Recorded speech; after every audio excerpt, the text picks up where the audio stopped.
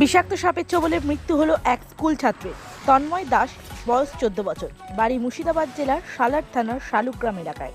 জানা যায় সোমবার রাত্রি 10টা নাগাদ ঘুমন্ত অবস্থায় বিষাক্ত সাপের ছোবলে গুরুতর অসুস্থ হয়ে পড়ে তন্ময় দাস। পরিবারের লোকজন জানতে পারায় তড়িঘড়ি চিকিৎসার জন্য নিয়ে যায় সালার প্রাথমিক স্বাস্থ্যকেন্দ্রে।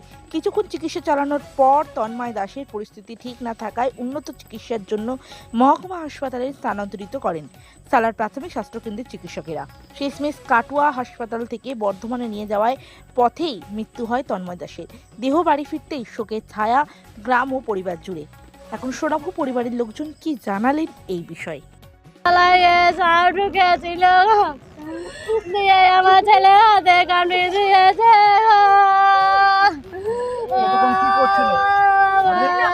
কথা স্পষ্ট করে বলে করছিল ঘরে ঘুমাইছিল, শুয়েছিল। ওই না 10টার সময় কে দেখলো প্রথমে? ওর বাবা দেখেছে।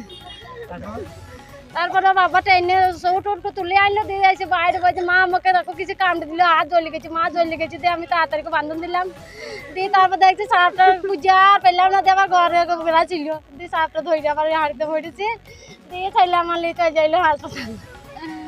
চালা দিয়ে যাইছিল, চালা থেকে নে কাটোয়া থেকে নে কান্দির পাশে কই বর্ধমান পাঠিয়ে দিয়েছে। পড়তো তো কোন ক্লাসে পড়তো? এইটে। নাম কি? তন্ময় দাস। আপনি কি হচ্ছেন? ওর মা আমি। আপনার নাম কি? আমার নাম ইন্না দাস। এই সাপে কেটে যারা মারা গেছে কি জানেন আপনি? সম্পূর্ণটাই আমি জানি। এবারে আমার বাড়ি থেকে 9টার সময় আমার ড্রাইভার বাড়ি আসে, তন্ময়ের বাবা। আসার পরও খাওয়া দাওয়া করার পরে তখন বাজে 10টা 5-10, দিয়ে বলছে কাকা একবার আমাদের বাড়ি এসো, আমার ছেলেকে সাপে কাম দিয়েছে। আমি সঙ্গে সঙ্গে মোটর সাইকেলে নিয়ে আসি, নিয়ে এসে ওদিকে ওর বাবাকে তন্ময়কে নিয়ে সালার হসপিটাল যায়। সালার হসপিটালে দেখার পরে তখন জিজ্ঞাসা করে যে কেমন আছে ছেলে, তখন ডাক্তার বলে যে এখানে কিছুই হবে না, তাড়াতাড়ি তোমরা 1 মিনিটও দেরি করো না, কাটোয়া নিয়ে যাও। আমরা সঙ্গে সঙ্গে অ্যাম্বুলেন্সে কাটোয়া নিয়ে যাই। কাটোয়া নিয়ে যাওয়ার পরে তখন ডাক্তার বলে এখানে আইসিইউর দরকার, এখানে আইসিইউর ঘর নাই, তোমরা বর্ধমান নিয়ে যাও। আমরা সঙ্গে সঙ্গে সেই অ্যাম্বুলেন্সেই আবার বর্ধমান নিয়ে যাই। বর্ধমান নিয়ে যাওয়ার পথেই মারা যায়। কতক্ষণ হয়েছিল মানে এখান থেকে সালার হাসপাতালে নিয়ে যেতে পৌঁছতে? ওই মোটামুটি মিনিট 20-25। তাও কিছু হলো না? না। সাপটা নিয়ে গেছিলেন আপনারা? না, সাপ নিয়ে যান, ছবি নিয়ে যাইছিলাম। সাপ তখন ধরা পড়ে না, সাপটা দেখার পরেই সঙ্গে সঙ্গে তড়িঘড়ি করে ওই সাপে কামড়ালে বাঁচে না, ওটা আমরা জানতাম, সেই তড়িঘড়িভাবে আমরা নিয়ে যাইছি। হ্যাঁ। আপনার নাম কি? দোলন ঘোষ, আপনার বাড়ি কোথায়? শালুঘাট। কিভাবে মারা গেল? কীভাবে? কালকে রাত্রে 10:30, 10:15 মালিকের বাড়ি থেকে বাড়ি মালিক 9টার সময় মালিকের বাড়ি থেকে বাড়ি এসেছি। ছেলে টিভি দেখছিল বসে বসে।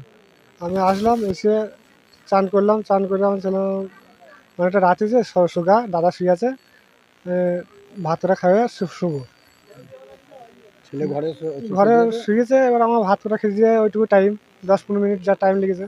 এবার ছেলের মা বিছানা করে মশারিটা খাড়াইছে, আমি দরজাটা টেনে লাগাতে গিয়ে দেখছি দুই ভাই। যে ঘরের মশারির ভেতরে সাপটা ঘোরাঘুরি করছে। তাড়াহুড়ি করে হাত ধরে দুটি ছেলেকে হাত ধরে টেনে বার করলাম। বার করার পরে সাপটা বেরিয়ে ঘরের মধ্যে ঢুকে গেল।